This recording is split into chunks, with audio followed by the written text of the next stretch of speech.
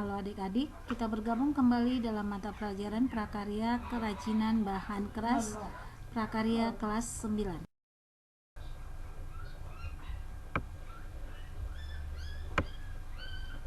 Kerajinan adalah suatu karya seni yang proses pembuatannya menggunakan keterampilan tangan manusia.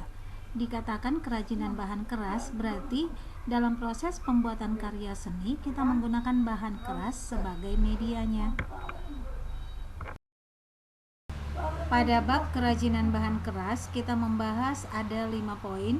Yang pertama, prinsip kerajinan bahan keras. Yang kedua, jenis dan karakteristik kerajinan bahan keras. Yang ketiga, proses produksi kerajinan bahan keras. Keempat, kemasan produk kerajinan bahan keras.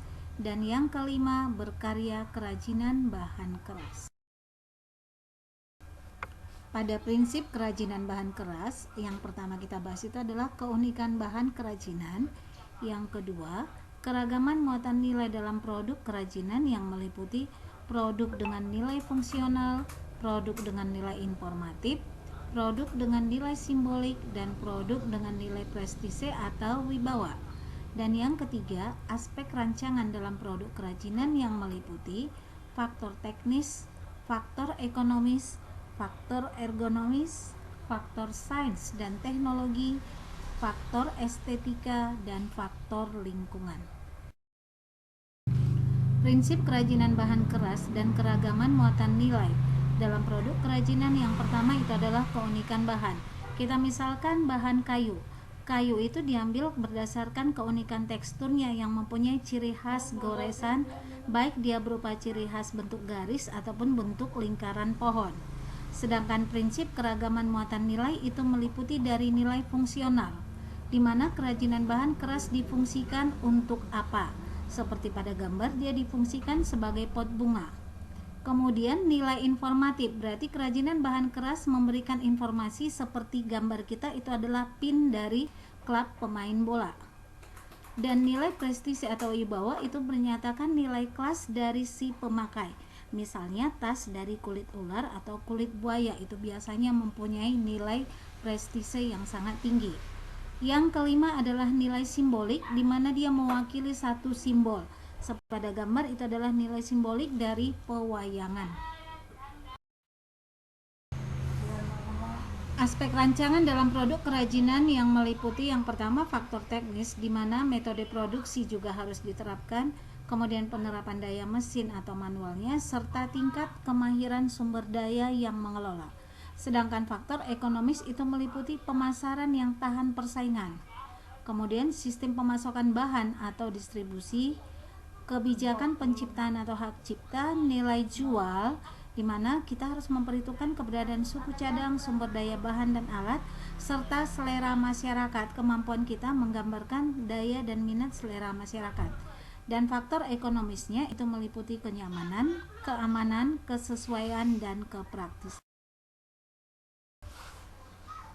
Faktor sains dan teknologi itu meliputi adanya unsur terbaru atau temuan baru berupa inovasi atau modifikasi, kemudian kita sanggup mengikuti perkembangan pengetahuan dan teknologi.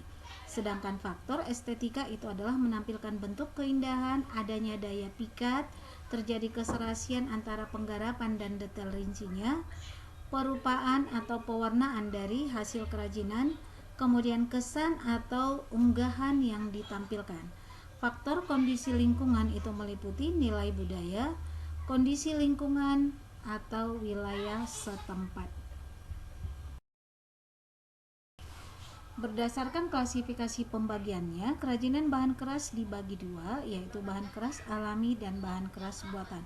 Bahan keras alami itu biasanya bersifat organik dan terdapat di alam, di mana ciri-cirinya bisa kita lihat dalam bentuk pejal, solid, kuat, padat, dan tidak mudah berubah bentuk.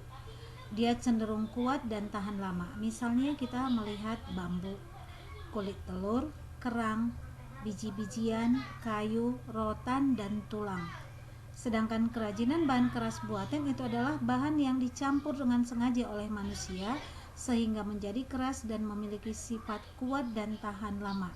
biasanya bersifat anorganik dan merupakan hasil buatan manusia. Contohnya golongan logam dan kaca. Teknik pembuatan bahan keras itu ada beberapa poin, diantaranya teknik menganyam, kemudian ada teknik potong sambung, ada juga teknik membatik. Teknik menganyam misalnya kita lihat pada prinsip tikar atau prinsip dari keranjang rotan. Sedangkan teknik potong sambung ini kita lihat misalnya contoh pada kotak tisu. Teknik membatik itu misalnya bambu yang dilukis dengan pola batik. Teknik kerajinan bahan keras lainnya seperti teknik cetak dan teknik pahat atau ukir. Teknik cetak itu biasanya dipakai pada golongan logam atau golongan kaca. Misalnya pembuatan kristal bunga dari kaca ataupun pembuatan hiasan-hiasan logam. Pada gambar kita lihat seperti hiasan pada kuda.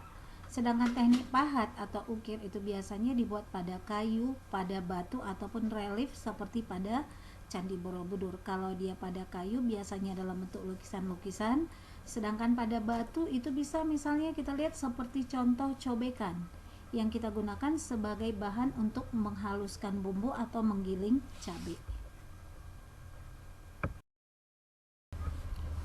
Ini contoh beberapa kerajinan bahan keras, misalnya seperti biji-bijian yang dibuat membentuk gambar ayam jago, cobekan cabai dari batu, kemudian cangkir dari bambu. Selain dia mempunyai nilai seni, dia juga mempunyai nilai fungsional. Itu dia contoh dari beberapa pemanfaatan kerajinan bahan keras. Contoh lainnya seperti pasangan set cangkir dari kaleng Coca-Cola, kemudian hiasan-hiasan botol yang dibuat seperti hiasan lampu-lampu, dan bentuk bros dari logam. Kerajinan dari bahan keras yang merupakan produk kerajinan yang menggunakan bahan dasar yang bersifat keras, di mana bahan keras terbagi dua, yakni bahan keras alami dan buatan, dan beragam benda kerajinan ini dapat dibuat berdasarkan beberapa teknik yang berasal dari kayu, bambu, ataupun biji-bijian serta logam. Teknik yang digunakan itu bermacam, ada dia berupa teknik pahat, teknik anyam, teknik potong sambung, lukis, batik, dan sebagainya. Dan biasanya kemasan itu mempengaruhi dari penampilan kerajinan bahan keras.